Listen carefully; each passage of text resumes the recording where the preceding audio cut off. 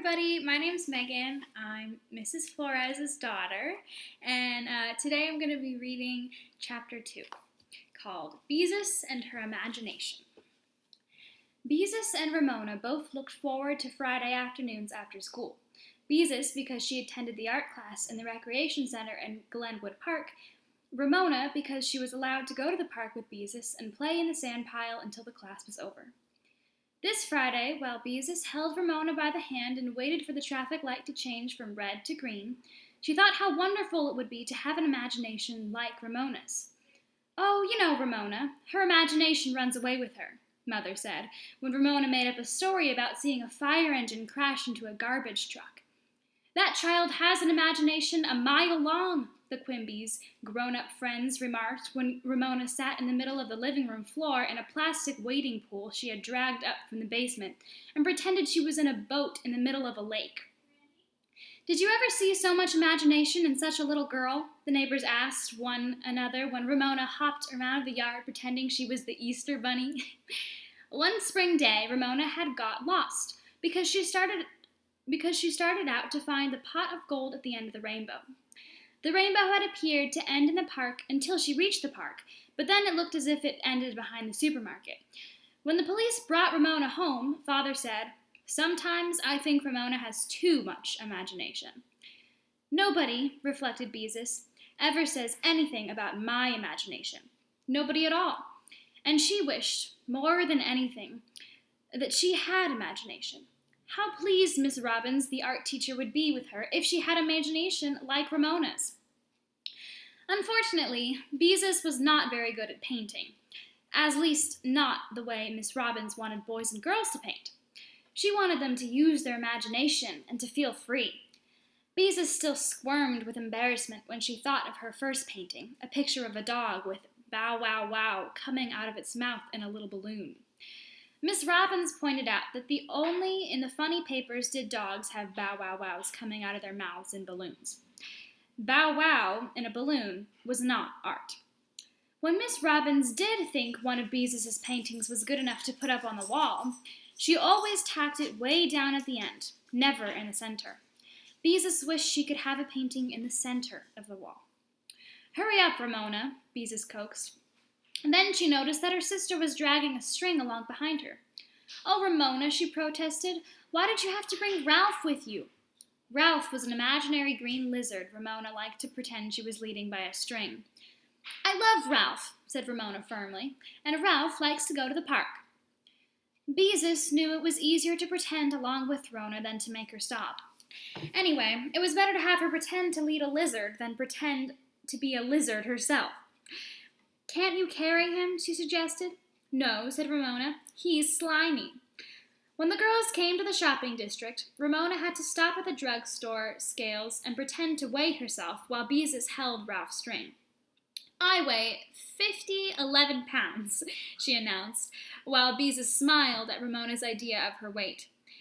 "It just goes to show how much imagination Ramona has," she thought. At the radio and phonograph store, Ramona insisted on petting his master's voice, the black and white plaster dog, bigger than Ramona, that always sat with one ear cocked in front of the door. Beezus thought admiringly at the amount of imagination it took to pretend that a scarred and chipped plaster dog was real.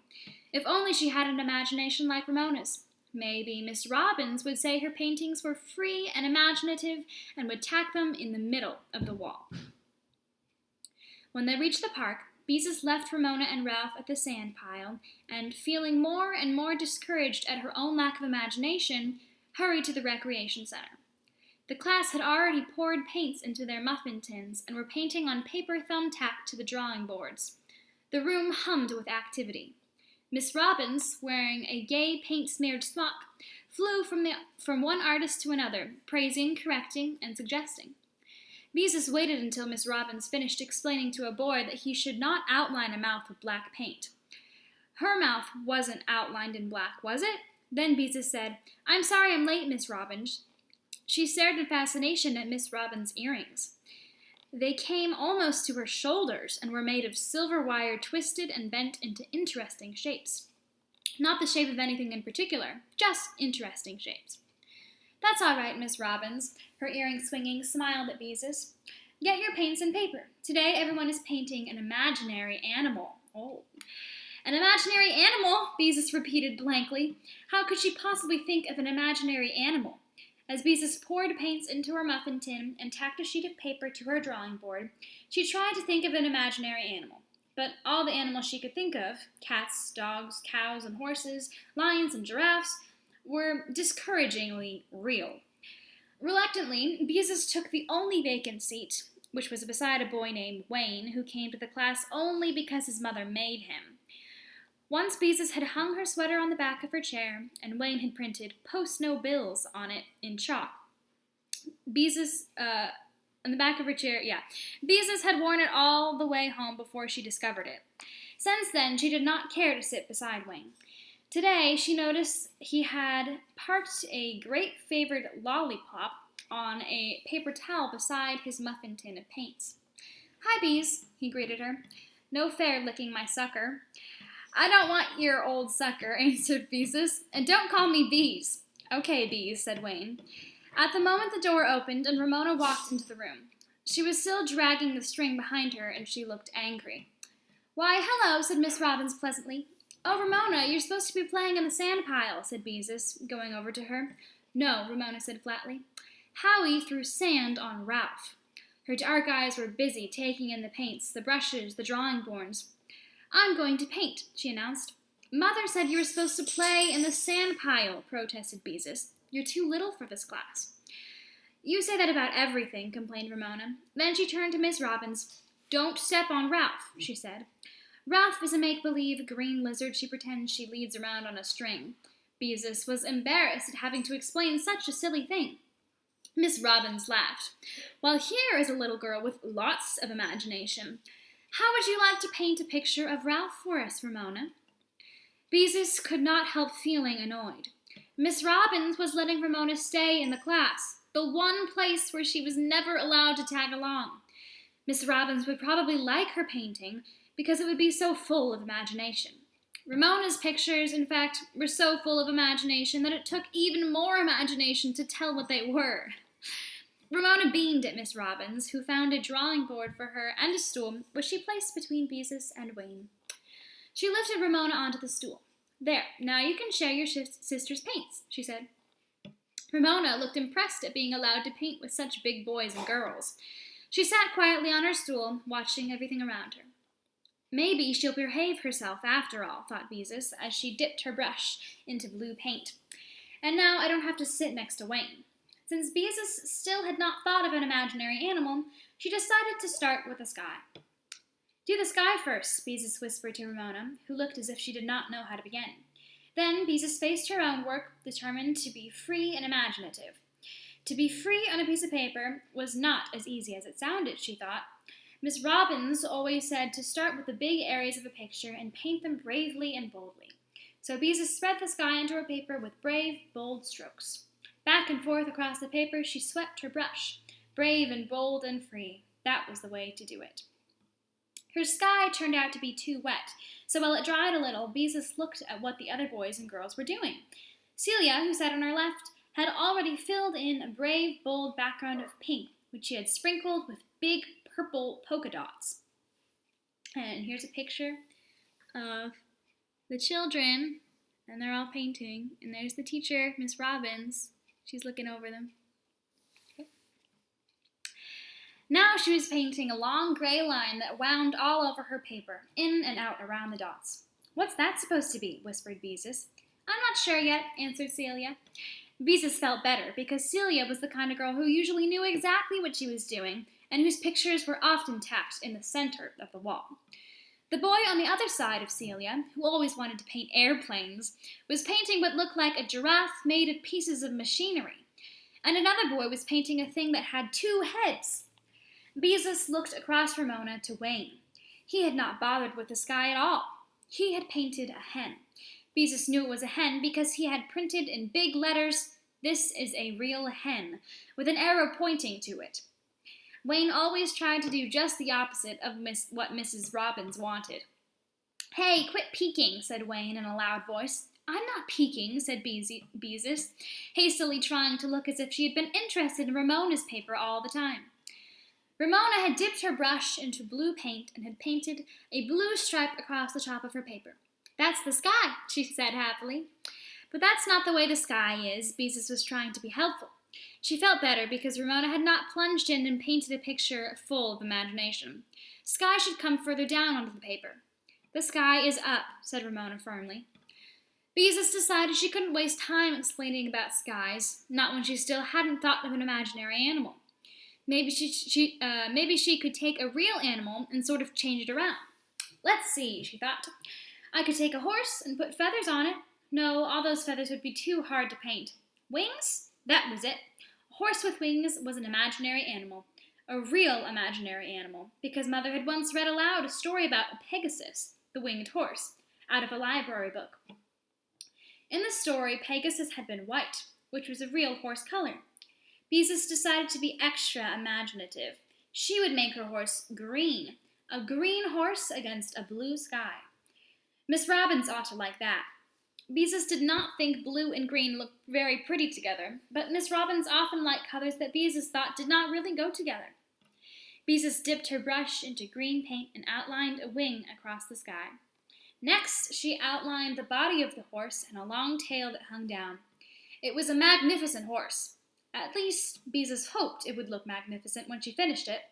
Anyway, it was big because Miss Robbins liked her artist to cover the whole paper. Quickly and neatly, Beezus filled in the outline of the horse because Miss Robbins, who was looking at Celia's picture, would look at hers next.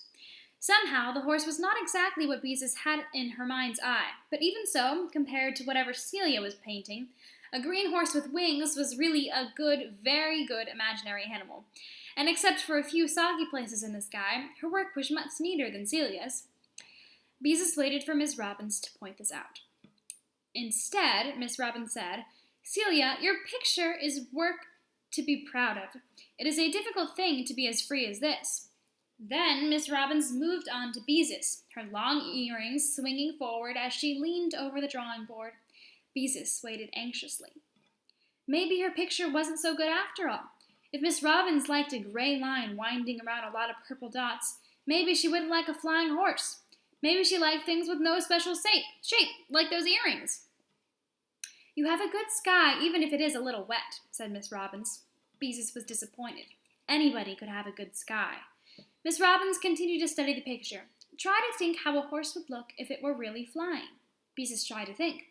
What about the tail? Asked Miss Robbins. Wouldn't the tail fly out behind it instead of hanging down? Especially if the wind blew really hard, said Wayne. Can't you make the horse look rounder? Asked Miss Robbins. Think how a horse looks with the sun shining down on him. Part of him would be in shadow. Not that horse, said Wayne. She just copied it off of the billboard, only she made it green instead of red. I did not, said Beezus. Then she stared at her painting again. Now that Wayne pointed it out, she could see her horse did look like the one on the billboard at the service station where her father brought gasoline. He was a flat cardboard horse, not a magnificent horse at all.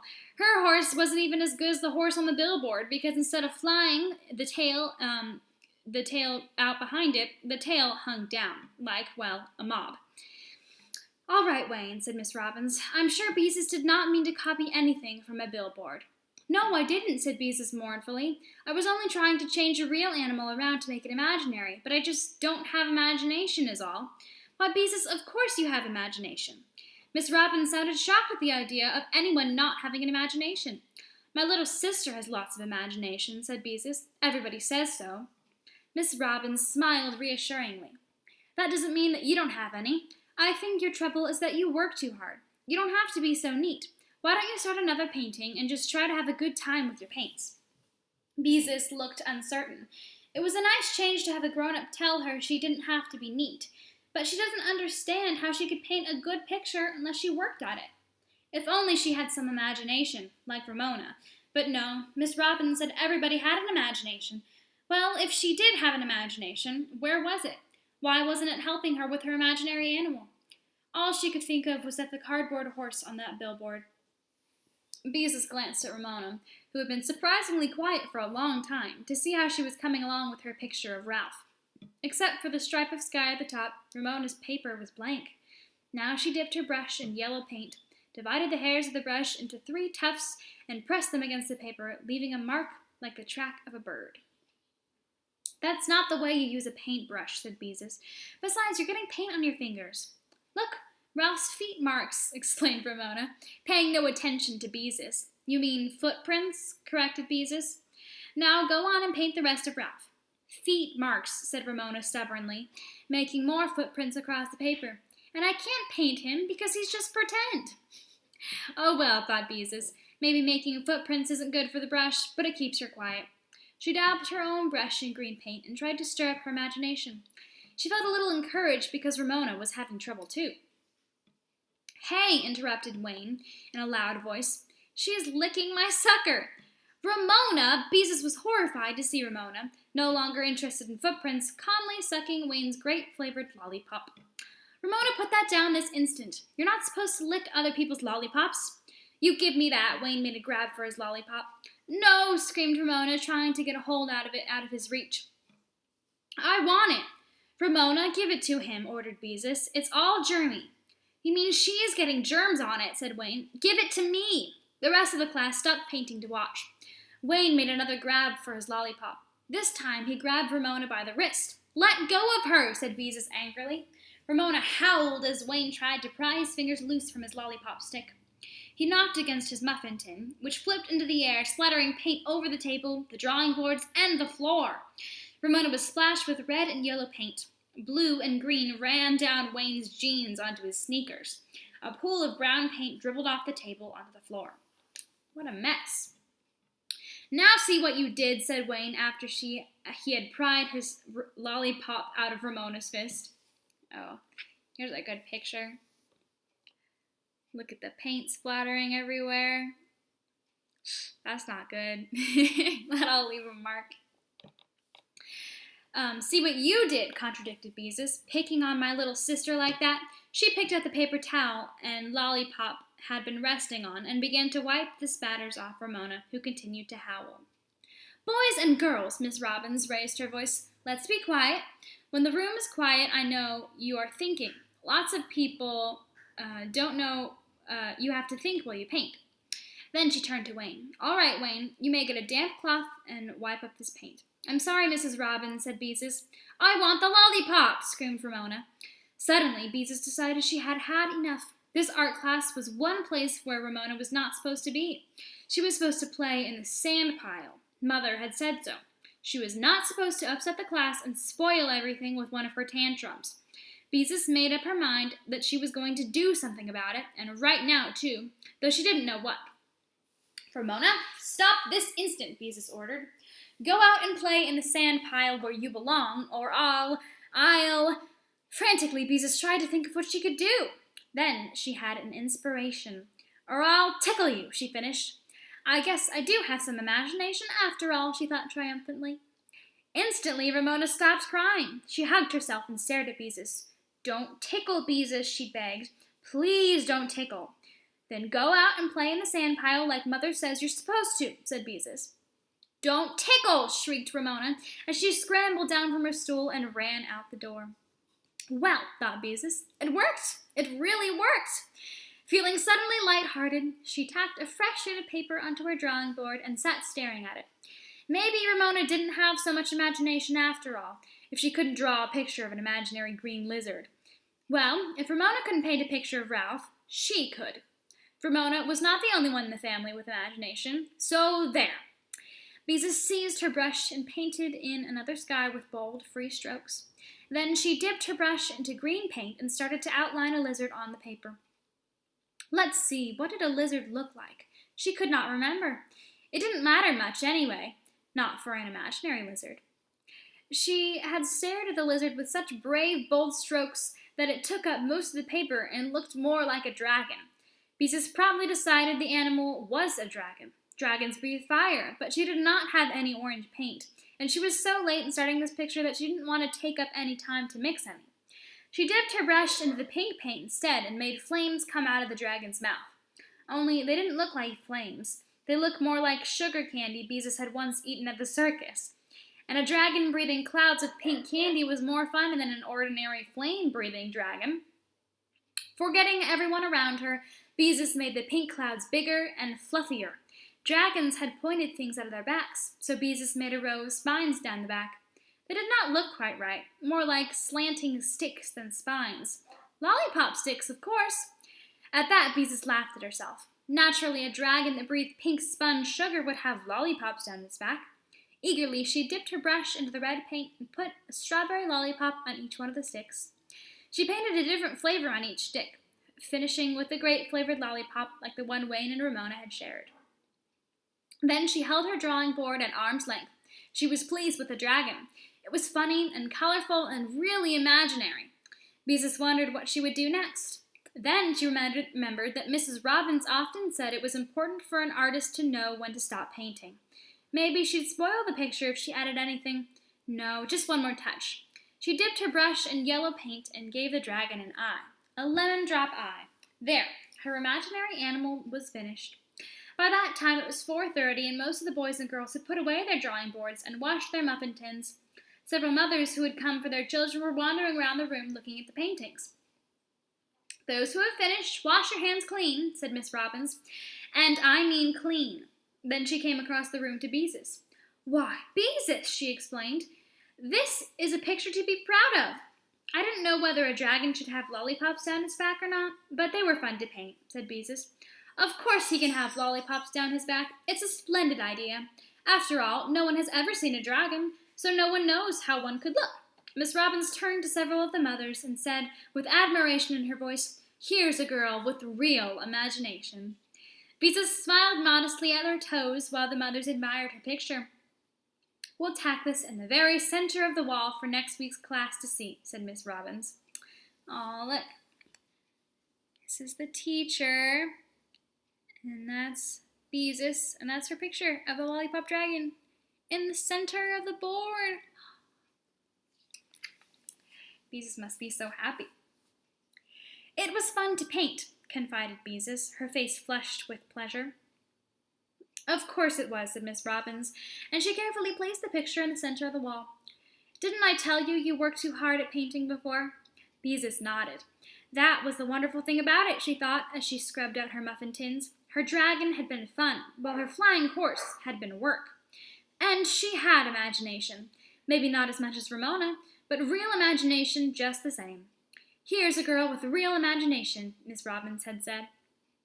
"A girl with real imagination! A girl with real imagination!" Beezus thought as she left the building and ran across the park to the sand pile. "Come on, Ramona, it's time to go home," she called to her little sister, who was happily sprinkling sand on a sleeping dog. "And let's not forget Ralph." Good old Ralph. All right, that was the end of chapter 2. Miss Flores is going to read chapter 3 next time. It's called Ramona and Ribsy. All right, thank you guys. Bye.